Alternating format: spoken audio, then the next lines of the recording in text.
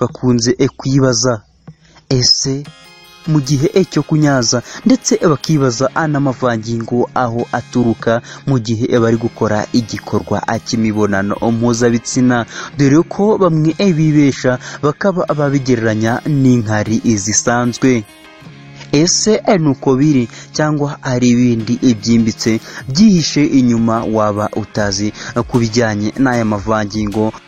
Aha nguko rero nanone ntangiye mbasuhuza mbashimira uburyo ki mudahwema kutugaragariza urukundo mukunda ibiganiro tubagezaho umunsi uwundi. Waba wifuza cyangwa se ushaka gusobanukirwa byinshi ku bijyanye n'ubuzima bw'imyororokere cyangwa se sex muri rusange, dukurikire kunyaza sex asigaye usobanukirwe byinshi ku byo utari ubashije kuba wasobanukirwa. Ahubwo mbere ubonye video zacu bya byiza ukanze subscribe, yewe ukamanuka gato ugakanda no kunzogera asigaye tukabana 5 kuri 5. Ikaze nongeye kubaha ikaze. Bakunze kwibaza ese mu gihe cyo kunyaza ndetse bakibaza n'amavangingo aho aturuka mu gihe bari gukora igikorwa cy'imibonano mpuzabitsina, dore ko bamwe bibesha bakaba babigereranya n'inkari zisanzwe. Ese nuko biri cyangwa hari ibindi byimbitse byihishe inyuma waba utazi ku bijyanye n'aya mavangingo cyo kunyaza? Nongeye kuguha ikaze nanone mu kiganiro, dukurikire urebe iyi video paka irangiye asigaye usobanukirwe utazongera kubeshwa kuri iyi ingingo y'aya mavangingo ndetse no kunyaza muri rusange. Mu bihugu bitandukanye cyane cyane muri Afrika hakunze kuba umuco witwa kunyaza. Angaha akaba ari imvugo ikoreshwa mu Kinyarwanda, ni mu gihe kandi no mu Bugande bafite uko babyita kacabari, ndetse no mu bindi bihugu bakaba bafite uko babyita. Gusa iki isi cyo cyari ikigamiriwe, ahubwo tukaba tugiye kubavira imuzi n'umuzingo tukabasobanura byimbitse ku byerekeye iyi ngingo.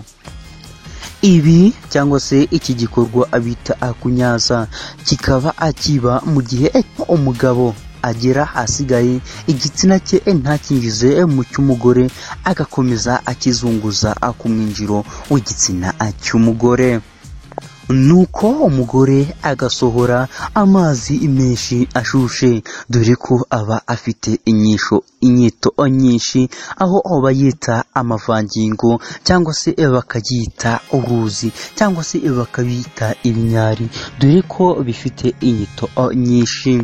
Iki gikorwa kikaba cyitwa kunyaza. Bamwe bavuga ko ari inkari zisanzwe ziba zije, abandi bakavuga ko ari amatembabuzi yihariye adafite aho ahuriye n'inkari. Aba akaba ari bo bavuga ukuri, mu gihe inkari zigira ibara rigiye gusa umuhondo ndetse zikagira n'ibara ryihariye. Aya mavangingo yo usiko ibara rigiye gusa n'umweru cyangwa se rigiye kwera ndetse ntagire n'impumuro yihariye. Angaha abinyuranye rero n'inkari isanzwe ndetse binahabanye cyane. Ikindi iki bitandukanya, mu gihe inkari zo zisiga ikizinga aho zaguye, ariko amavangingo yo amajije kumuka ntiwamenya ko uyahigeze. Urumva ko hari itandukaniro rinini cyane. Gusa ntibyatuma utibaza iki kibazo. Uribaza nanjye ndibaza, nabo bakibaza, ese amavangingo aturuka he? Ku bagore hari ibice bikikije umuvaruhago biri munsi y'uruhago bite neza nka prostate. Ku bagabo icyo gice cyitwa imvubura ya scan cyangwa se scans prostate engore. Iyi mvubura ubushakashatsi bwagaragaje ko ariyo soko ivamo y'amavangingo mu gihe umugore yaryohewe n'imibonano mpuzabitsina, kandi ibi bikaba iyo ahanini umugabo yamufashije kuvura cyangwa se gusohora aya amavangingo mu gihe cy'imibonano mpuzabitsina. Kuba abagore bose bagira ako gace bivuze ko abagore bose banyara, ariko itandukaniro rikaba ku ngano y'amavangingo abo bagore basohora, cyangwa se itandukaniro rikaba ingano bagira n'igihe ibisaba angaze ndetse n'uburyo bisaba kugira ngo akoreshwe. Ubusanzwe umutsi uturuka kuri irugongo ukanyura munsi y'uruhago niwo ufasha kuza, dore ko ari nawo ugera ahazwi nka point G spot. Aha habiri niho ingenzi mu gutuma aya mavangingo aba yabasha gusohoka.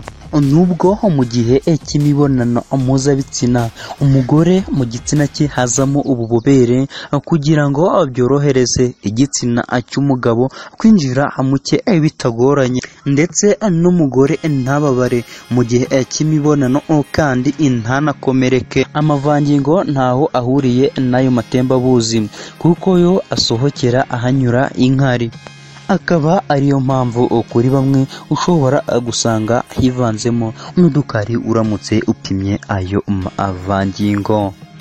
Hagati y'abagore 10% ndetse na 50% bazana aya mavangingo mu gihe cyo kurangiza, 50% ndetse na 90% ababo bayazana buri gihe umugabo akojeje igitsina cye ahabugenewe cyangwa se icyo bita kunyaza. Wakomeza ukibaza, ese agizwe n'iki? Ese yaba agizwe n'iki? Ndetse ukibaza n'impumuro n'ibara biyagize. Komeza udukurikire asigaye usobanukirwe byimbitse. Nk'uko hejuru twabivuze, amavangingo nta mpumuro, nta nibara, nta cyanga ndetse nta n'uko wayagereranya, ariko bidakuye ko hari uko wayavuga. Bamwe hari igihe aza afite ibara ry'umweru w'amata iyo agitangira akuza, nuko yaba amenshi iryabara rigahita rigenda.